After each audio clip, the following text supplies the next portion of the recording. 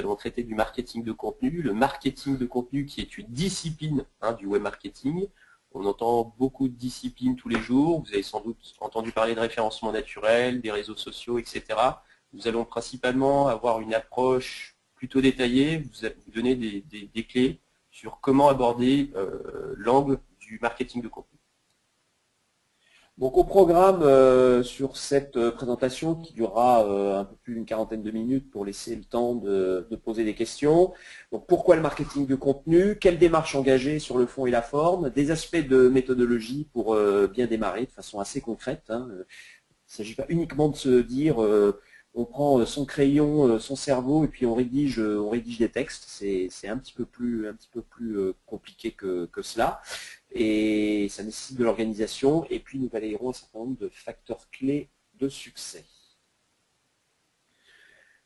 Donc, en premier lieu, nous allons balayer un certain nombre de tendances aujourd'hui qui vont nous permettre d'amorcer le sujet et de mettre en contexte le marketing de contenu. Quels sont les 4 points à retenir aujourd'hui? Premièrement, la prise de parole est de plus en plus facile. Ça veut dire quoi? Que quiconque aujourd'hui peut produire du contenu sur Internet, s'adresser à n'importe qui, très concrètement. Oui, effectivement. Donc ça, il n'a jamais été aussi facile de parler sur Internet. Le deuxième aspect, c'est que les règles du jeu ont changé en ce qui concerne la présence en première page de Google. Certains d'entre vous ont dû entendre parler de Panda, Pingouin. Pour faire simple, Google a changé les règles du jeu et aujourd'hui, il ne suffit plus de maîtriser parfaitement des techniques de référencement naturel pour être devant dans Google. Il ne suffit plus d'aller chercher des liens en volume dans des annuaires. Le contenu devient un dispositif essentiel pour être présent fortement dans les moteurs de recherche et acquérir du trafic qualifié. Les réseaux sociaux, ok, mais pas sans contenu. Qu'est-ce qu'on veut dire par cette phrase-là? C'est que disposer aujourd'hui d'une présence sur les réseaux sociaux, c'est relativement facile. Créer un compte Facebook, créer un compte Viadeo ou LinkedIn est extrêmement un peu plus simple. En revanche, pour atteindre vos objectifs, il faut dire des choses, il faut parler, prendre la parole, que cela réponde à des objectifs et le contenu devient immédiatement la brique indissociable des réseaux sociaux. Si vous n'avez pas de contenu, vous ne disposez pas de carburant et vous ne pourrez pas parler très clairement sur les réseaux. Alors, on vient d'expliquer qu'il est extrêmement facile de s'exprimer, il est extrêmement facile d'ouvrir des comptes sociaux, il est extrêmement facile d'aller, passez-moi l'expression, balancer du contenu un peu partout sur le web. Donc si on va du côté de l'internaute, et je pense que vous le vivez tous les jours, est de plus en plus exposé à du contenu. Et donc l'internaute devient un consommateur d'informations de plus en plus exigeant.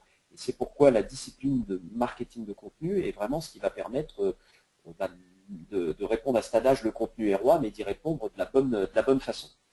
On voulait également compléter notre propos sur les nouveaux comportements de l'acheteur et il y a des transformations profondes qui se sont opérées. On s'inspire, ce sujet a été développé par plusieurs agences, on s'inspire là d'une agence qui s'appelle Hearsay Social, qu'on respecte quelque part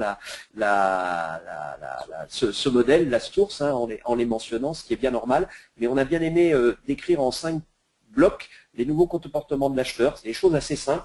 Avant, on était sur le marketing de masse. On poussait de nombreux emails, des newsletters. Je pense que beaucoup d'entre vous, en tant que marketeurs, et on l'a fait nous-mêmes, voilà, on prend sa liste d'emails et on balance un message en espérant qu'il va y avoir un retour derrière. La transformation aujourd'hui, c'est que c'est de la présence sociale et du contenu qui va remplacer le marketing de masse. On le répète relativement souvent durant nos conférences, beaucoup parlent de B2C, d'autres de B2B aujourd'hui. Ce qui est extrêmement important, je pense, pour chaque entreprise, c'est de comprendre que le business réside dans la capacité à maintenir une certaine qualité dans la relation que vous allez construire. Dès lors qu'on partait dans la prospection dans le dur avec des appels à froid, aujourd'hui, très concrètement, pour avoir quelqu'un au téléphone, ça devient de plus en plus compliqué. En tout cas, ça, c'est le retour que nous avons sur le terrain. Et que face à un comportement de plus en plus social, il faut adapter et changer certaines démarches pour mettre en relation, contextualiser la manière dont on va entrer en relation avec ses interlocuteurs. Des interlocuteurs qu'on va aller chercher, auparavant, on avait un carnet d'adresses avec des listes. Aujourd'hui, les gens changent de job, les rôles évoluent. Aujourd'hui, il ne s'agit plus d'aller chercher ses futurs acheteurs ou prospects dans des listes d'adresses qu'on a soit constituées soi-même ou qu'on qu'on a éventuellement acheté, c'est de la gestion dynamique de contact via LinkedIn, via Facebook, via Twitter, qui va permettre d'enrichir la base à laquelle on va s'adresser. Aux équipes de commerciaux qui avaient programmé et qui programment d'ailleurs toujours des appels téléphoniques à 3 mois, à 3 semaines, bref, la durée n'est pas ici importante. Ce qui est important de retenir, c'est d'avoir une visibilité entre la prise de contact et le prochain rappel. Comment aujourd'hui je peux être informé de ce qui se passe entre l'appel, la première prise de contact et le prochain rappel téléphonique. Quel type de signaux sociaux je peux détecter à travers le web social de telle manière à ce que je vais comprendre la maturité du client. Et enfin, auparavant, on fonctionnait beaucoup sur formulaire de satisfaction. Aujourd'hui, on est de plus en plus sur pour valoriser son offre, sur des recommandations. Donc tous ces nouveaux comportements, en fait, sont des vecteurs qui doivent inciter à considérer de façon extrêmement forte la façon dont on va organiser et diffuser et mettre en place sa stratégie de contenu dans l'entreprise. Donc aujourd'hui, les entreprises ont des grandes questions à se poser. C'est à qui est-ce que je m'adresse? Quelle est ma cible de façon extrêmement précise? À quel moment est-ce que je vais porter mon message? Est-ce que je dois balancer ma newsletter à date fixe toutes les semaines ou tous les mois avec les mêmes messages au même moment? Voilà. Comment on va pouvoir adapter son message en fonction de l'étape dans laquelle se trouve votre prospect ou votre client? Quel type de message on va porter, je ne sais pas, à un client? Est-ce qu'on va parler de la même manière à un prospect ou à un partenaire? Est-ce que je réponds à l'attente de ce prospect et de ce partenaire? Est-ce que je suis capable de mesurer mon impact? Donc ça fait partie aussi des dispositifs de marketing de contenu. Comment est-ce que je m'assure que le contenu et le budget que je vais consacrer, que ce soit du budget temps ou de la sous-traitance au contenu, a de l'impact sur mes résultats, sur mon chiffre? Dans une entreprise, qui va-t-on impliquer dès lors qu'on parle de marketing de contenu?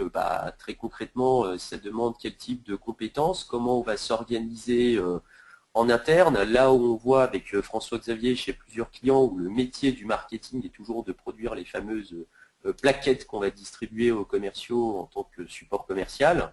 Aujourd'hui, très concrètement, le contenu, on va dire, est en train de cannibaliser ou en train de faire la transition entre ce qu'on appelle le papier et le texte qu'on va pouvoir mettre sur Internet. Donc voilà, qui on va impliquer dans l'entreprise? Est-ce que c'est l'équipe marketing? Est-ce que ce sont les commerciaux qui vont nous permettre de nourrir notre réflexion et nous permettre de traiter de certains sujets? Ensuite, effectivement, des canaux de diffusion à utiliser. Dans une stratégie de marketing de contenu, il faut vraiment se poser la question, une fois qu'on a produit ce contenu, quels vont être les canaux à utiliser? À quel rythme est-ce que je vais produire mon contenu? On essaiera de toucher du doigt tout à l'heure quel est le rythme minimum. Et puis, évidemment, sous quel angle traiter l'information. Donc, l'approche de marketing de contenu, en fait, est une approche qui consiste à passer de je produis une fois par mois une newsletter, un petit livre blanc, 2 ou 3 pages web, un petit billet blog sur un sujet, je réponds à toutes ces questions en ayant une structure de marketing de contenu vraiment complète. Donc le marketing de contenu, pourquoi ce qui est important de comprendre, le contenu, vous l'avez bien compris, c'est une discipline parmi tant d'autres dans le vaste océan que représente le web marketing. Très concrètement, il faut faire les ponts avec des objectifs business. Dans quelle phase de développement se trouve votre entreprise? Est-ce qu'aujourd'hui, on est en déficit d'image, auquel cas il va falloir répondre à des objectifs de notoriété? Est-ce que les équipes, est-ce que les commerciaux, est-ce qu'il faut nourrir les commerciaux en contact? Est-ce que les commerciaux sont en déficit d'image ou de prise de parole sur tel ou tel sujet?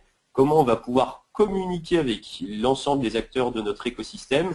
Donc l'idée, c'est bien de faire les ponts avec les objectifs business. Exactement. Donc là, cette slide en fait présente l'ensemble des objectifs possibles dont vous pouvez prendre connaissance.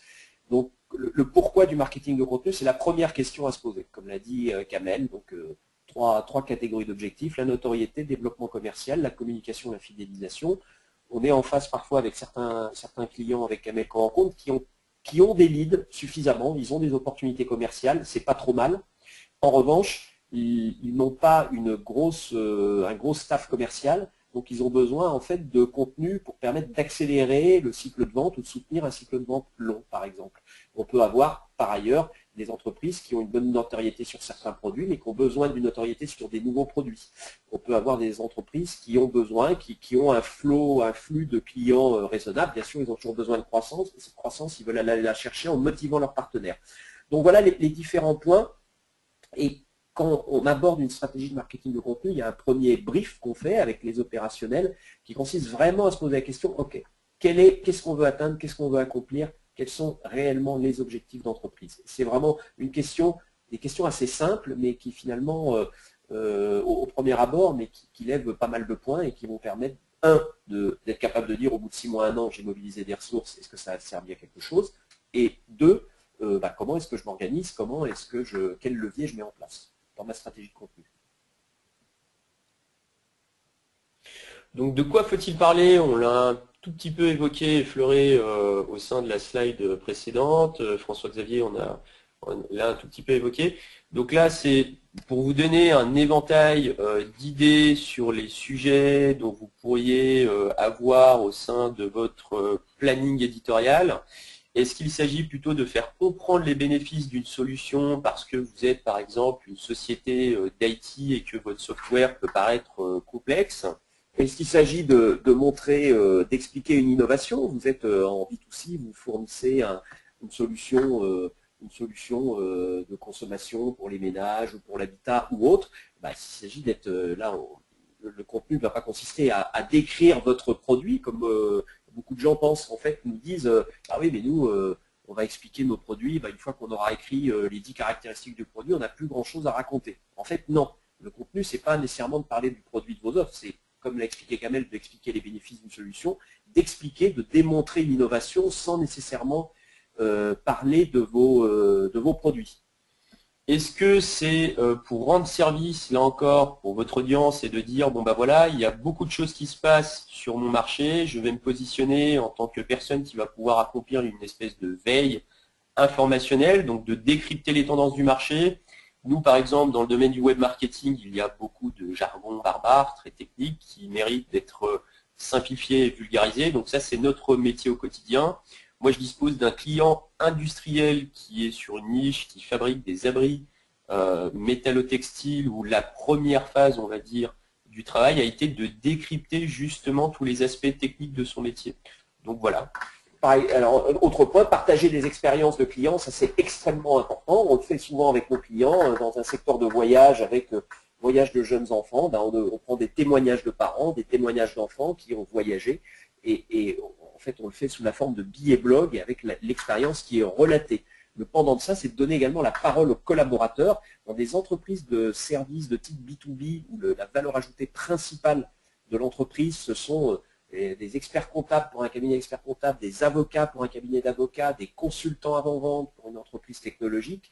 Le fait de donner la parole aux collaborateurs donne vraiment corps et vie à l'entreprise et permet indirectement de véhiculer les valeurs, les bénéfices de travailler avec votre entreprise. Donc là encore, le message qu'on veut vous faire passer, c'est de sortir d'espèce de tunnel, d'impasse dans laquelle des clients, des gens qui veulent faire du marketing de contenu se trouvent. Ils se disent, ok, une fois qu'on va avoir expliqué toutes nos fonctionnalités et tous nos produits, on aura tout dit. Non, justement, c'est dans l'autre sens qu'il faut prendre le problème. C'est vraiment le premier conseil qu'on peut vous donner.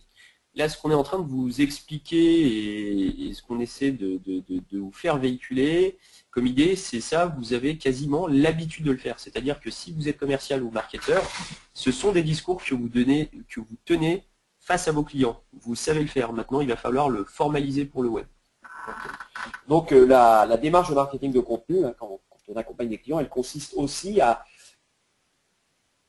aider à servir de révélateur auprès de clients, de dire réaliser tout le potentiel de contenu, tout ce que vous avez à raconter pour mettre en avant votre entreprise.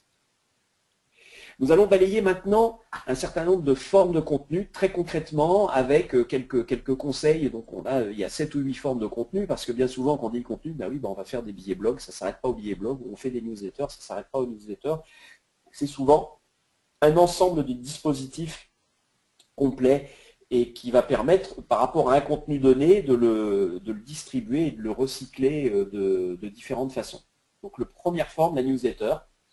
Donc, la newsletter qui consiste tout simplement à véhiculer des messages par email. Voilà, vous disposez d'une audience, d'une base de clients installés, quel type de message je vais leur adresser. Est-ce que, comme on l'a dit précédemment, je vais adresser les bénéfices de mon nouveau produit? Est-ce que je vais tenter de les monter en gamme au sein de ma gamme de produits? Oui, ou est-ce que c'est aussi une occasion en fait de partager des cas clients. Donc le conseil pour la newsletter, c'est de trouver une forme éditoriale qui soit simple, avec 5 ou 6 blocs. Aujourd'hui, on est dans une simplification des contenus avec relativement peu d'images et des textes assez courts, mais quand même quelques photos pour attirer l'œil. Il faut penser que beaucoup de lecteurs vont recevoir les emails dans un téléphone mobile, bien souvent, et donc de faciliter la lecture. Deuxième forme, le blog, bien évidemment. Donc le blog, donc bien sûr, la plupart d'entre vous, tout le monde connaît la valeur d'un blog, hein, qui a un intérêt, c'est que ça permet de rajouter, d'empiler du contenu de façon séquentielle en ayant ce contenu organisé avec des tags, avec des catégories. Donc ça permet de parler de beaucoup de choses. Donc aujourd'hui, il y a beaucoup de plateformes qui permettent de faire ça de façon assez simple. Un blog, il a plusieurs bénéfices. C'est que déjà, d'un point de vue référencement naturel, Google, même si les règles ont changé, il y a bien une chose que Google veut, c'est qu'il y ait du contenu régulièrement en plus sur votre site. Donc le fait d'attacher un blog à votre site, chaque article est un contenu complémentaire qui va pouvoir être correctement optimisé. Donc ça, c'est le premier intérêt. Ce qui est intéressant dans votre blog, c'est de varier les auteurs. Vous voyez là sur le blog WSI, on essaye d'avoir différents types d'auteurs qui sont identifiés. Là encore, l'idée, c'est de personnaliser la prise de parole par rapport à l'interne dans votre entreprise. Donc ça, c'est un point également important sur les blogs. On peut faire parler du commercial qui va traiter d'une question relativement récurrente qu'il a sur le terrain. On peut faire parler le chef produit qui va avoir une approche très technique sur son domaine. On peut faire parler tout simplement la responsable ressources humaines qui va pouvoir parler, je ne sais pas, des valeurs employeurs de votre entreprise. Et donc, ça fait tout un tas de contenus. Et ce qui est important, c'est que ce contenu, il faut considérer que c'est un contenu qui va pouvoir être redistribué, je crois qu'on le mentionne un petit peu plus tard, par vos employés, les employés de l'entreprise qui doivent être sur les réseaux sociaux de véritables ambassadeurs de votre marque. C'est-à-dire que là où hier, un responsable marketing donnait des goodies et des plaquettes à un commercial, aujourd'hui, un des rôles du responsable marketing en entreprise, c'est de produire du contenu et de s'assurer que les collaborateurs sont suffisamment bien formés sur les réseaux sociaux professionnels et savent comment développer leur réseau. C'est une des spécialités qu'on développe également Kamel et moi dans nos agences, pour pouvoir diffuser cette parole de l'entreprise auprès d'un certain nombre de contacts. Donc, exemple concret, je suis responsable marketing, je définis ma ligne éditoriale en collaboration avec certains collaborateurs, je produis du contenu et je vais permettre à mes collaborateurs, les commerciaux qui disposent d'une présence sociale, de piocher justement dans le contenu qui se trouvera dans le blog. Dans les formes de contenu essentielles, les études de cas, c'est vraiment un point extrêmement important.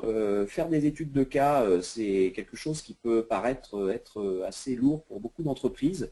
Nous, on a des clients qui nous le sous-traitent. Quand c'est correctement fait, c'est pas quelque chose de très très compliqué à faire. Il faut juste avoir une bonne relation avec les clients, les interviewer pendant 10 minutes. Et éditorialiser son étude de cas, c'est pas juste balancer une citation, c'est d'avoir une étude qui est présentée où le client va expliquer, bah, voilà quel était mon enjeu, voilà les problèmes que j'avais, voilà comment j'ai sollicité telle ou telle entreprise, voilà ce qui a été mis en place, voilà les bénéfices que ça m'a apporté. Donc on vous encourage dans vos entreprises respectives à mettre en place un programme de référencement qui va consister à avoir une structure éditoriale. On n'est pas en train de parler d'un bouquin de 5 pages par cas client. Après, il peut y avoir des choses plus lourdes qui se rapprochent du livre blanc, mais vraiment d'avoir une structure et que tous les mois, vous êtes capable de parler d'un cas client. C'est des choses assez simples à mettre en place. Et lorsqu'on rencontre nos clients, on s'aperçoit qu'ils ont quand même, il n'est pas extrêmement compliqué pour des entreprises de trouver une quinzaine de clients qui vont pouvoir expliquer comment ils ont vécu l'expérience avec vos services, avec vos offres, avec les produits que vous vendez. Donc c'est une forme de contenu extrêmement intéressante à ne pas négliger. Et ceci est valable pour tout type d'industrie, c'est-à-dire que vraiment l'objectif, hein, là j'insiste encore, c'est de dire ok, j'avais un problème, comment cette entreprise a pu résoudre mon problème. Si vous avez 2 questions à poser, à vous poser, ce sont celles-ci. Les webinars sont des formes de contenu qui sont fort intéressantes. Vous participez actuellement à un webinar. Ce programme de webinar fait partie, ce webinar sur le contenu fait partie de la stratégie de contenu de WSI, puisqu'en fait on délivre en fait, on sert à éduquer, à évangéliser, et ces webinars peuvent être enregistrés. Ces webinars peuvent être après distribués sur les réseaux sociaux. Donc c'est un élément important de la stratégie de contenu et qui, en termes par rapport, je pense que dans l'audience il y a des responsables marketing, on sait le stress et le coût que représentent des événements physiques aujourd'hui où il est de plus en plus dur de mobiliser les gens qui n'ont plus le temps. Le webinar est une forme en termes d'impact et d'économie, de rapport coût-ressources impact qui est vraiment très très intéressant, avec des outils qui ne sont pas compliqués à mettre en place. Il y a un petit peu de savoir-faire pour organiser tout ça, mais ne vous privez pas de tenter les conférences en ligne. Aujourd'hui, c'est quelque chose qui n'est pas très compliqué à mettre en œuvre, si tant est qu'on ait des choses intéressantes à raconter. La vidéo, qui est un formidable format apprécié de tous. Donc comment comprendre en images les messages que vous souhaitez adresser. Aujourd'hui, il existe, il ne suffit pas d'être un gros technicien de vidéo, il existe plusieurs produits sur le marché qui vous permettront de mettre en scène ce que vous voulez faire dire.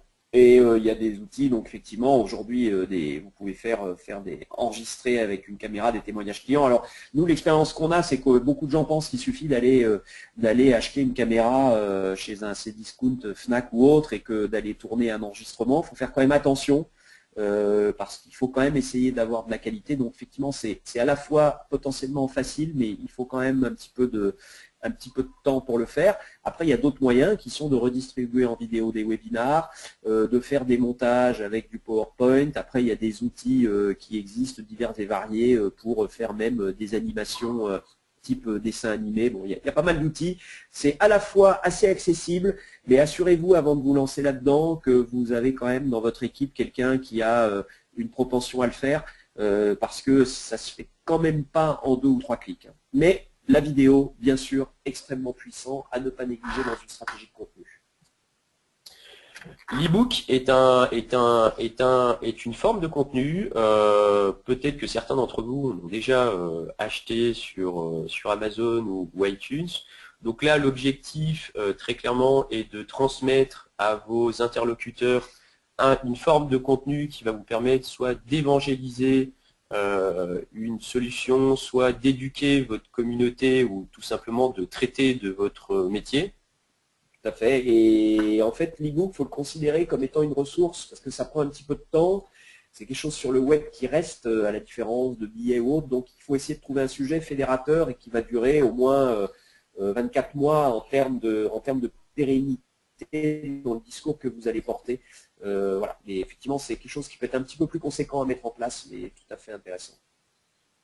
Le livre collaboratif, qui est une innovation relativement poussée, mais qui reste une forme de contenu. Donc là, l'exemple qui est affiché est un livre blanc qui traite d'un message, qui traite d'un sujet relativement complexe, qui est le RP. Donc Jean-François Ruiz, de l'agence PowerRun, qui est à l'initiative de cette forme de contenu, à rassembler les experts de cette industrie de telle manière à fédérer autour d'un ouvrage les experts les plus à même de pouvoir parler de cette solution. Et c'est assez puissant, donc ce qui a été mis en place par l'agence PowerRun et Jean-François Ruiz, c'est de dire on va rassembler, plutôt que de faire un livre blanc où on va parler soi-même de ces produits en disant qu'ils sont magnifiques, on va réunir des influenceurs, des personnes externes qui vont parler du sujet. C'est une approche assez puissante qu'il est intéressant de regarder.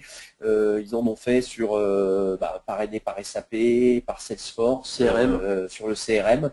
Donc, alors après, c'est des dispositifs mis en place avec des sociétés qui ont de forts moyens et une forte notoriété, mais de façon ce que ça appelle en fait cette démarche, c'est de dire n'hésitez pas à faire contribuer votre communauté. Ça commence par exemple sur votre blog, d'inviter des partenaires, d'inviter des tiers qui ne sont pas des signatures de votre entreprise à s'exprimer sur un certain nombre de sujets, pas pour dire que vous êtes les fournisseurs ou les partenaires les meilleurs de la Terre, tout simplement pour s'exprimer sur un sujet. Le simple fait d'accueillir un tiers pour s'exprimer sur un sujet, et que si ce tiers, ce partenaire fait autorité, ça assoit votre présence et ça évite que ce soit vous qui preniez toujours la parole pour vous exprimer. Donc il ne s'agit plus de vous, de votre entreprise, mais de votre capacité à éduquer votre communauté et d'apporter les bons messages, de faire le job.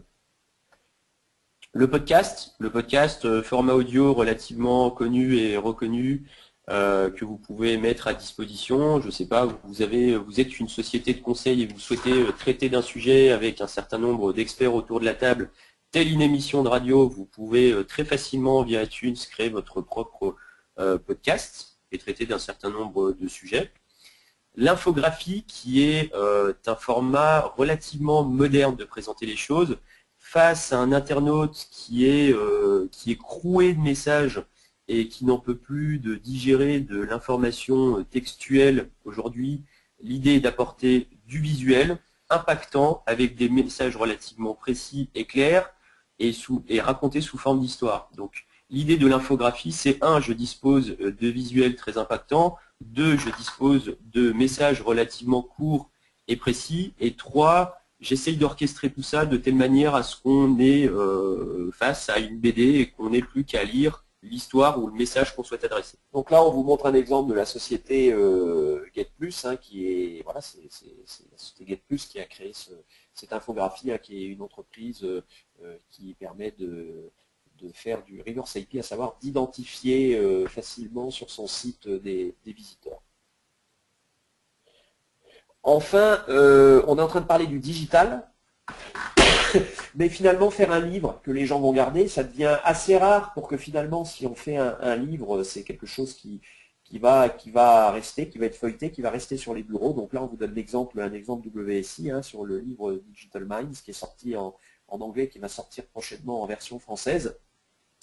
Donc pensez-y, le fait de faire un livre qui peut être donné physiquement peut paradoxalement marquer la différence. C'est un peu prendre le contre-pied dans un monde totalement digital, et même pour WSI, qui est un réseau mondial d'agences en digital, d'avoir fait le choix alors qu'on est finalement on va dire des apôtres, mais on est sur du business dématérialisé et digital, d'aller proposer un livre, ça peut être intéressant, mais c'est effectivement un petit peu plus lourd à mettre en place.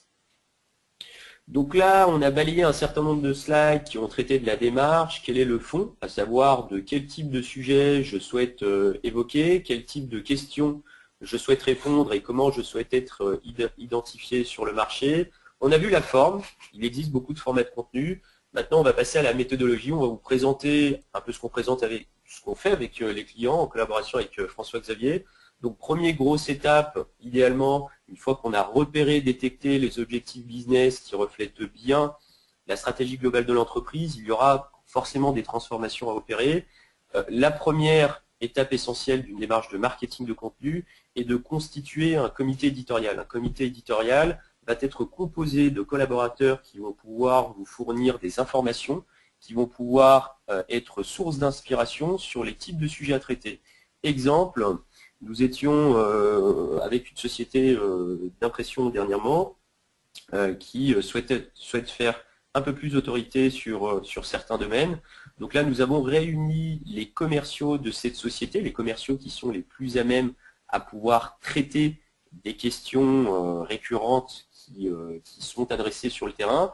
Donc là, l'idée, c'est vraiment d'avoir un certain nombre de collaborateurs, généralement les marketeurs, les personnes qui sont liées au département communication, les commerciaux, de faire jouer tout ça tel un chef d'orchestre de telle manière à ce qu'on puisse ressortir une map, une cartographie de l'ensemble des sujets qu'on peut traiter sous 90 jours. Alors, par exemple, Xavier, voilà, pourquoi 90 jours Pourquoi déjà, avant de dire sur les 90 jours, ce que je voulais rajouter, c'est de dire pourquoi les commerciaux. Après, on essaye d'être très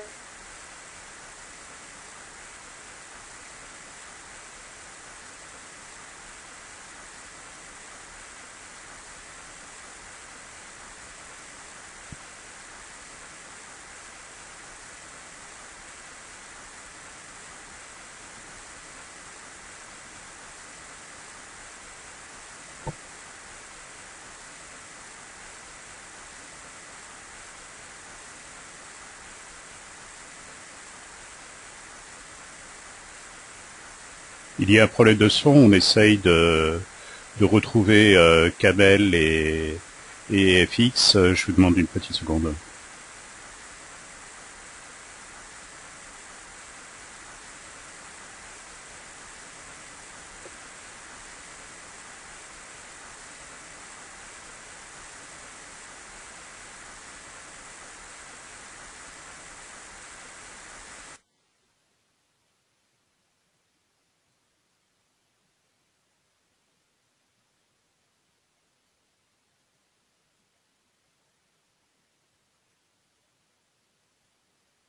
C'est difficile toujours de parler de volume, mais marketing de contenu, si on n'est pas capable de fournir un contenu par semaine minimum, ça commence quand même par là. Donc 90 jours, on va dire ok, on va produire une quinzaine de contenus, 3 newsletters, 12 billets blog, 3 cas clients. Et on orchestre ça en disant semaine 1, semaine 2, semaine 3. L'agenda éditorial est intéressant, ça permet de fonctionner en mode projet, ça permet également de se caler sur l'agenda marketing et commercial de l'entreprise.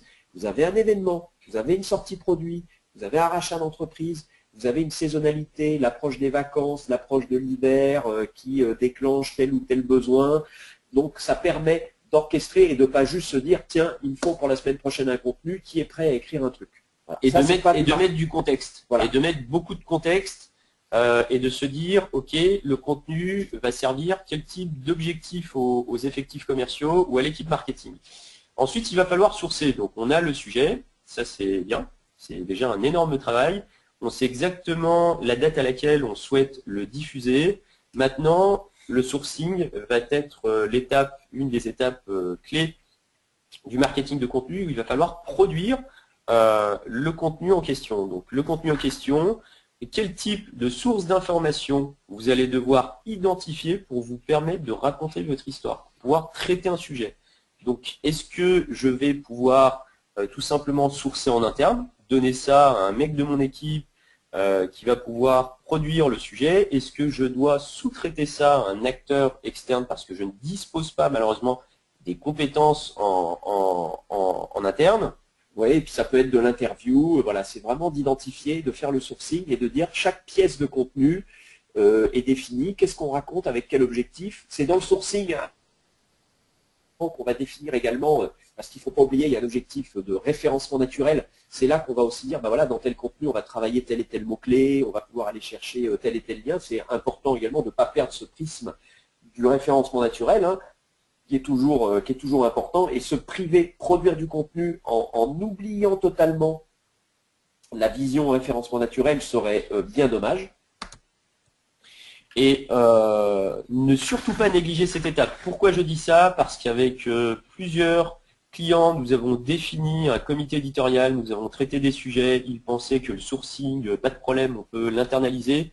Et dès que le rédacteur se trouve face à une feuille blanche, parce que un, c'était une nouvelle compétence, et deux, tout simplement pas un rédacteur, on a essayé de le monter en compétence, il se trouve là face à une feuille blanche, il faut produire un contenu, il n'y arrive pas. Donc, définissez bien vos veilles informationnelles qui vont permettre justement d'inspirer, de donner des sources d'inspiration à votre rédacteur de telle manière à ce que ce soit beaucoup plus facile pour lui. Donc après, on a une phase de production, bah, ça c'est la rédaction pure, hein, et après, effectivement, comme le dit Kamel, une fois que c'est sourcé, la rédaction, est-ce qu'on peut l'internaliser, l'externaliser, et puis après la diffusion qui est essentielle, donc ça c'est publication et diffusion sur les différents réseaux sociaux, Twitter, Facebook, LinkedIn. Où se trouve votre audience? Où se trouve votre audience? Voilà, ça qui a été défini, qui doit être défini par ailleurs.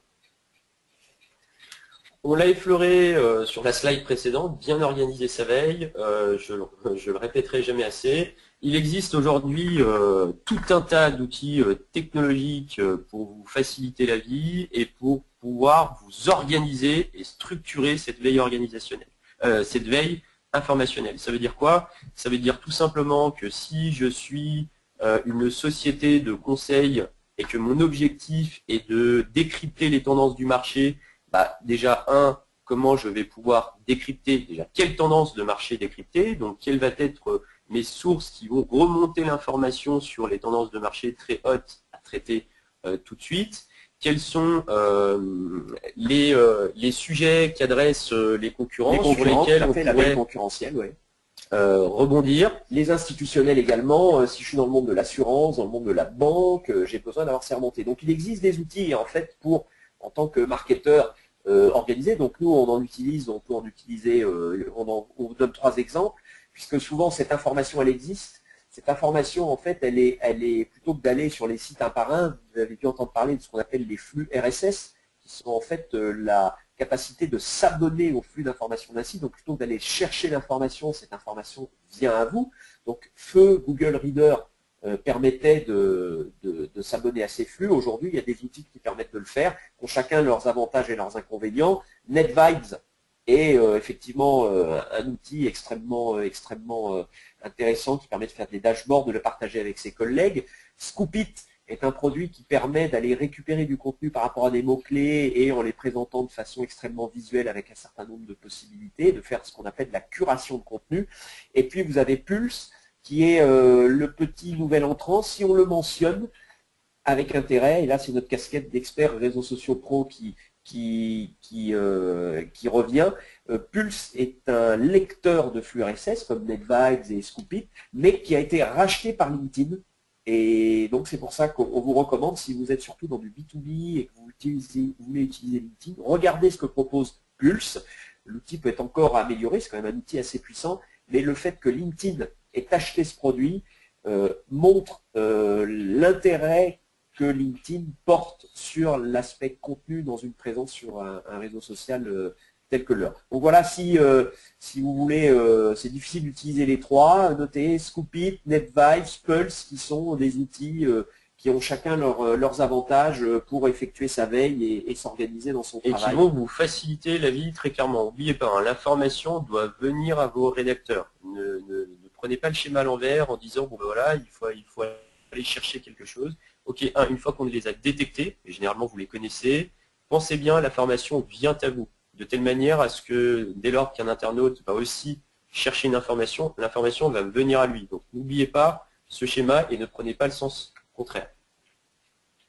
Alors bien sûr, on est en train de parler de ressources de moyens, il va falloir mesurer les résultats. Donc en fait, les résultats en entreprise, quand vous allez vendre auprès de vos dirigeants, de vos DAF, le fait de mettre du budget ou de la ressource, soit en interne, soit en externe, il y a 4 grandes questions à se poser.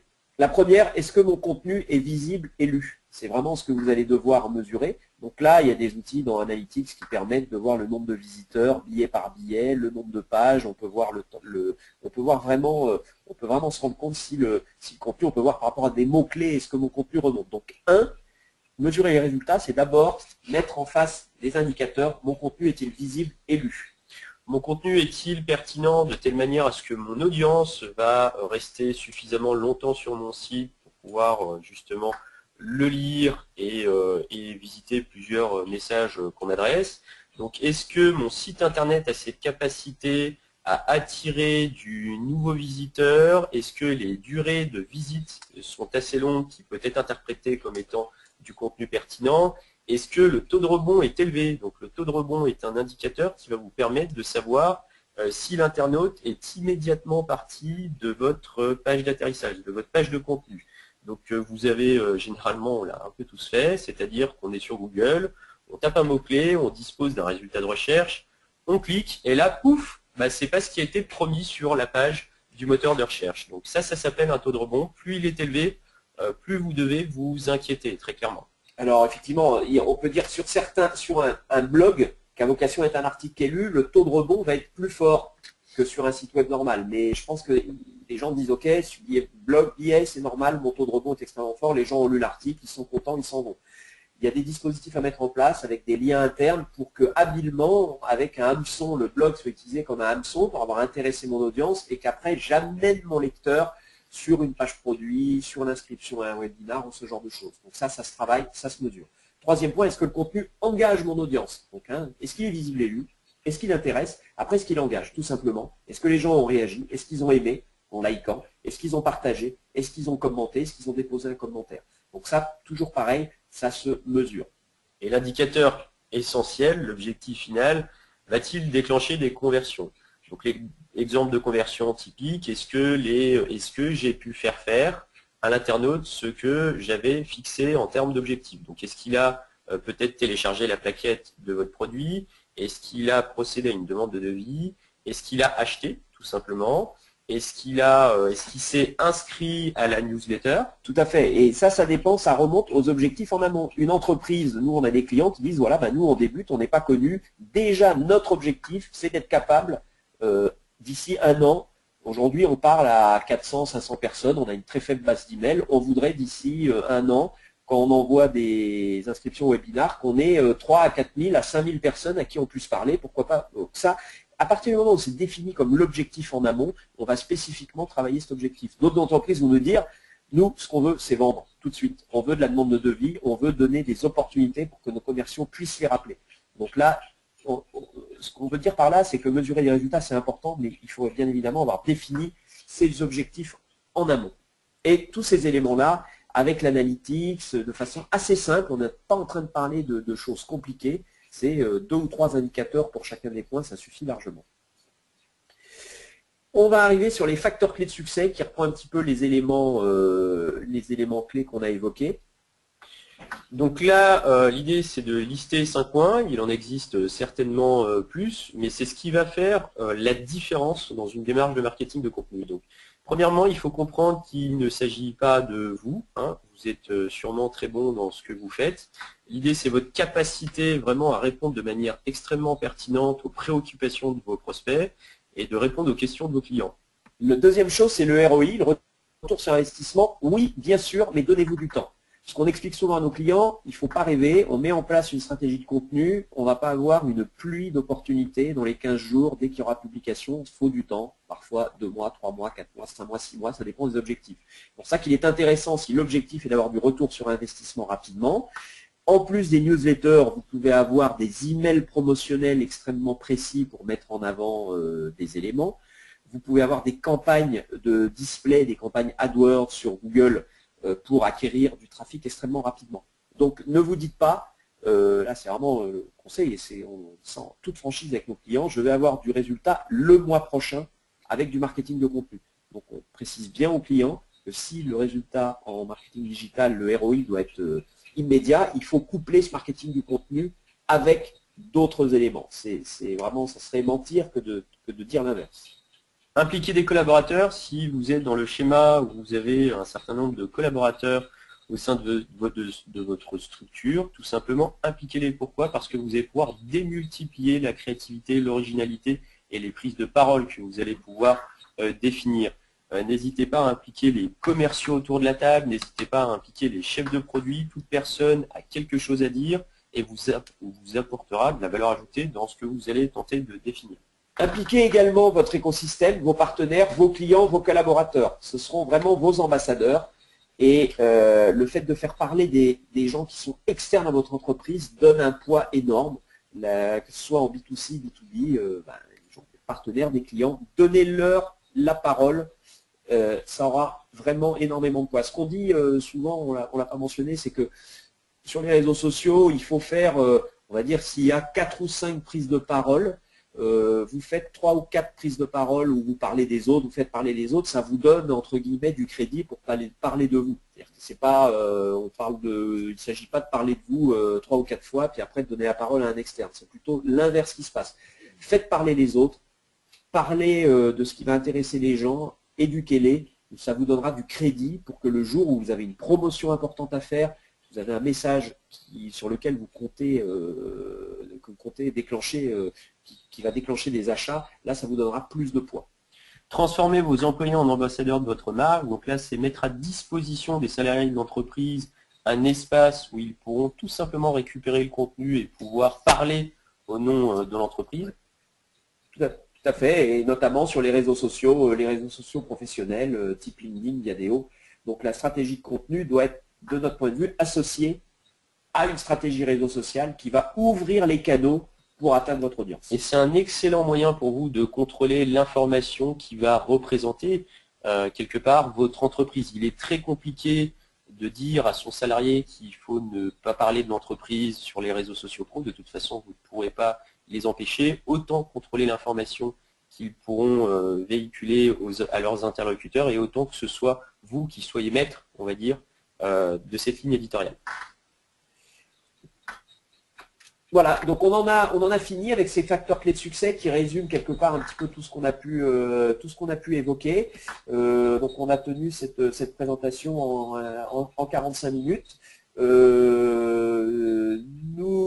vous invitons, nous espérons que le propos a été clair. Nous vous invitons à poser des questions. N'hésitez pas.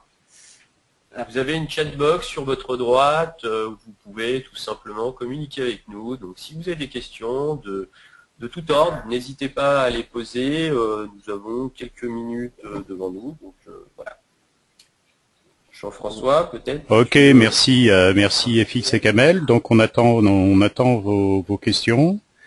Alors, ce qu'on peut préciser, voilà, pour ceux qui souhaiteraient plus tard entrer en relation avec nous, en tapant sur Google Kamel Touzaline ou François-Xavier Magnin, vous nous trouverez facilement nos profils LinkedIn ou Viadeo.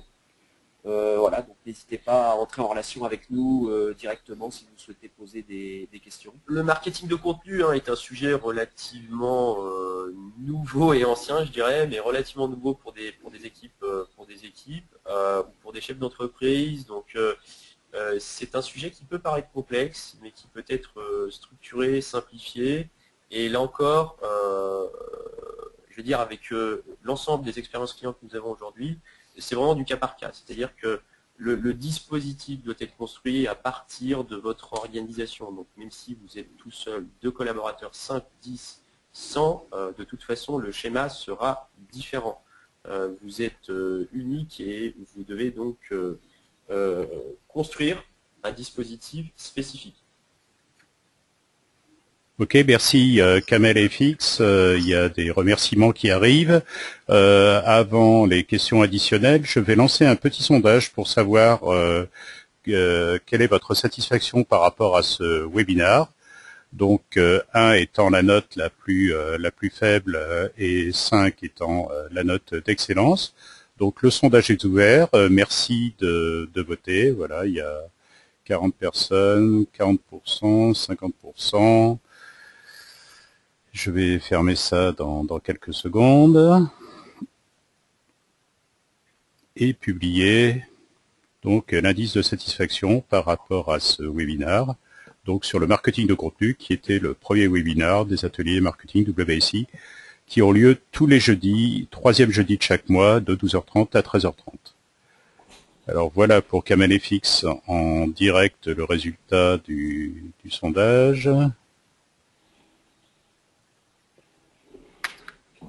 J'ai l'impression qu'on est des patineurs artistiques et qu'on attend notre note. Oui, absolument. Alors j'essaye de publier le sondage. On n'a pas encore le bouquet de fleurs. Non, effectivement. Voilà, je le ferme et je le partage.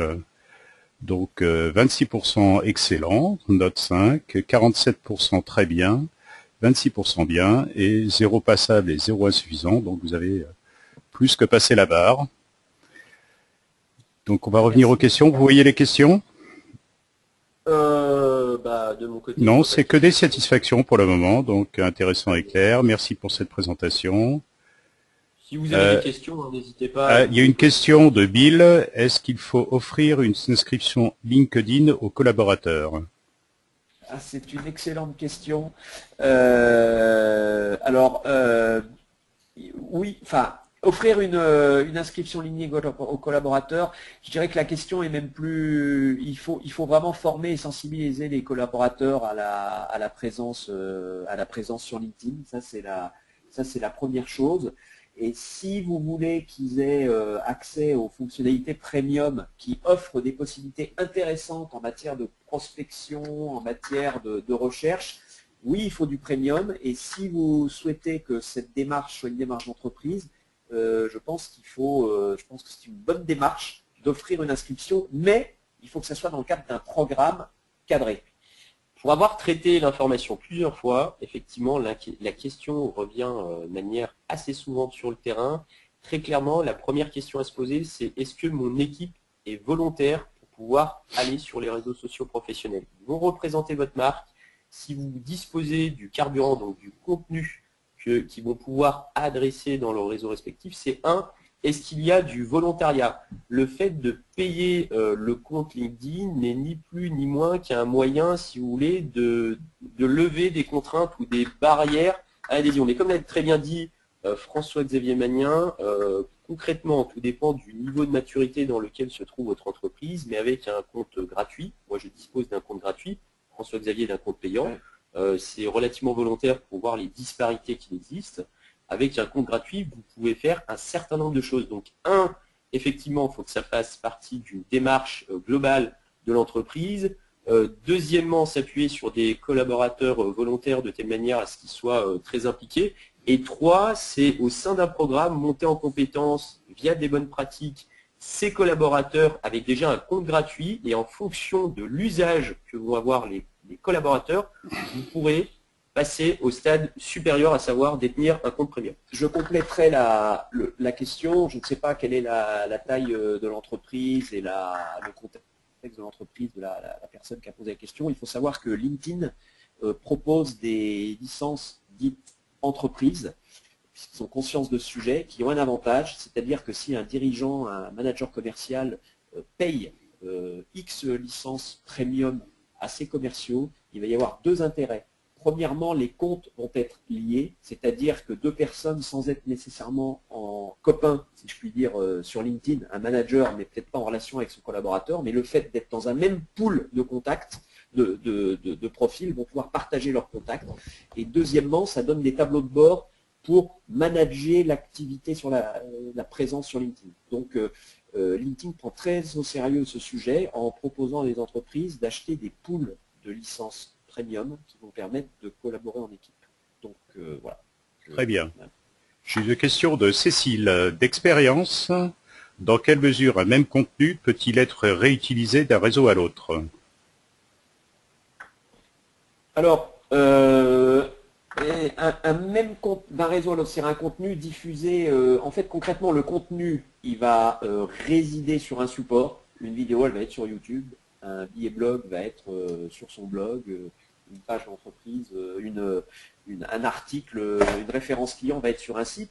Donc, en fait, après le réseau, c'est la capacité à diffuser et d'aller toucher un maximum d'audience avec ce contenu. Donc, j'aurais tendance à dire que dans la question, on parlait des réseaux. Donc, un contenu ne doit pas être dupliqué au sens où si vous avez 10 filiales qui ont chacune 10 sites, et il ne faut pas aller copier le contenu absolument partout, il vaut mieux le mettre à un seul endroit. Alors après, il y a des moyens différents, mais là, j'essaye vraiment de simplifier. Un contenu doit résider sur un support donné et peut être diffusé sur un maximum de réseaux pour le rendre le plus visible possible.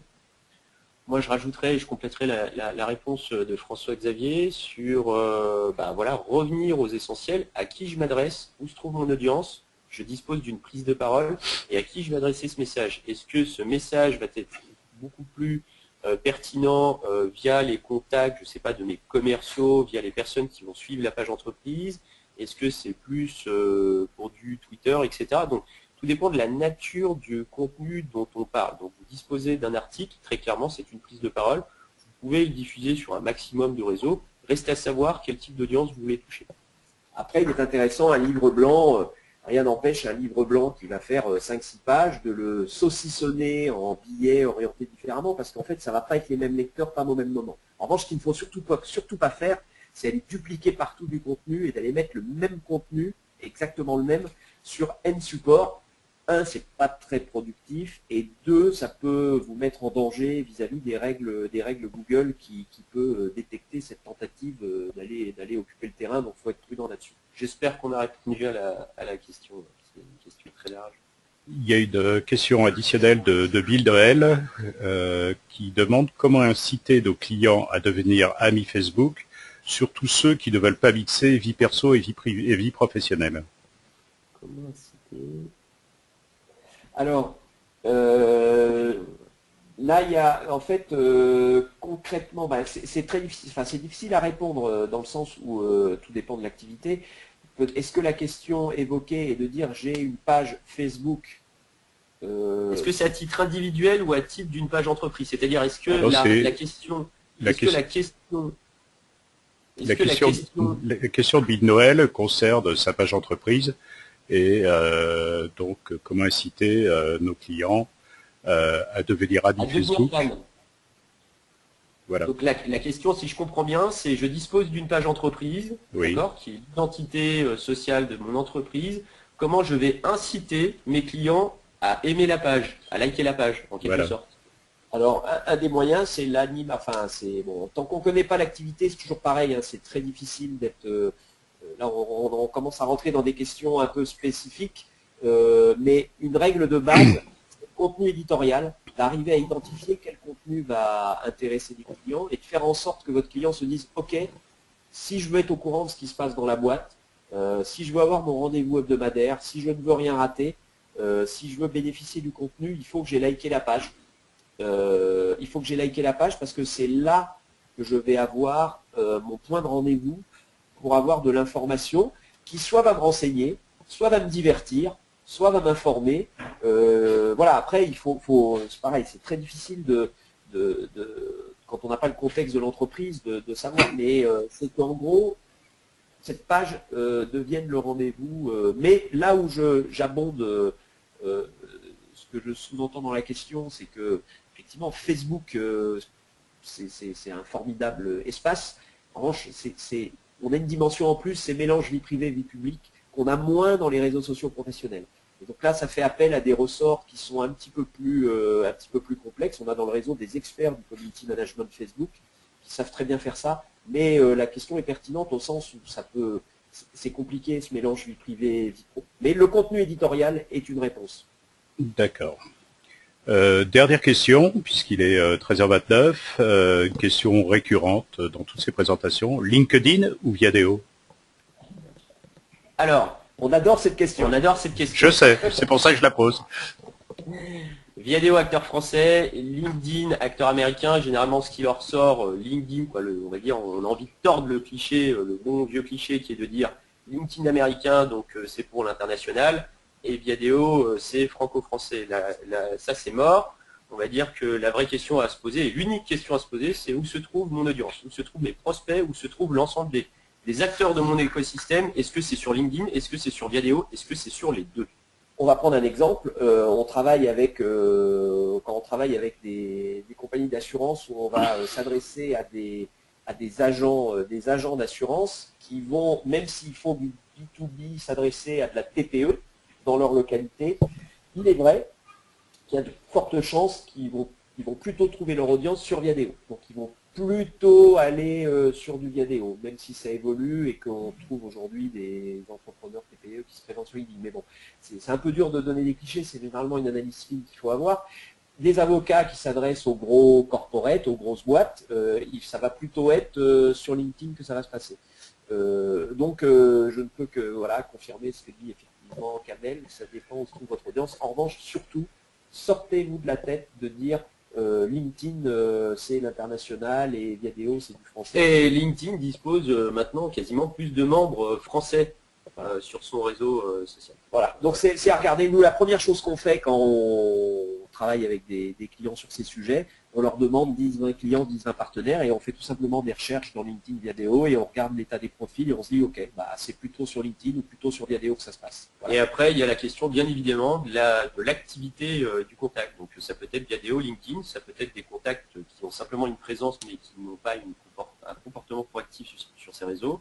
Auquel cas on le scanne aussi. Donc on va dire que la pertinence du réseau social à choisir dépend d'un certain nombre de variables, mais la question principale à se poser, c'est où se trouve mon audience. Et après, il est vrai que LinkedIn est extrêmement actif ces temps-ci et prend énormément d'initiatives. Voilà. Mais bon, on travaille avec des clients sur Viadeo et ils y trouvent leur compte également. Ok. Eh bien, merci messieurs pour cette brillante présentation. Merci à l'auditoire donc d'avoir écouté jusqu'à la fin cette présentation. Donc, il va vous être envoyé à l'issue de ce webinaire. Et n'hésitez pas à nous contacter et puis à revenir régulièrement aux ateliers du Web Marketing WSI qui ont lieu le 3e jeudi de chaque mois de 12h30 à 13h30 sur des thèmes différents. Étant dans la base, vous allez recevoir donc les informations sur les prochaines. Je vous souhaite une excellente fin de journée et une bonne fin de semaine. Bonne journée. Au revoir.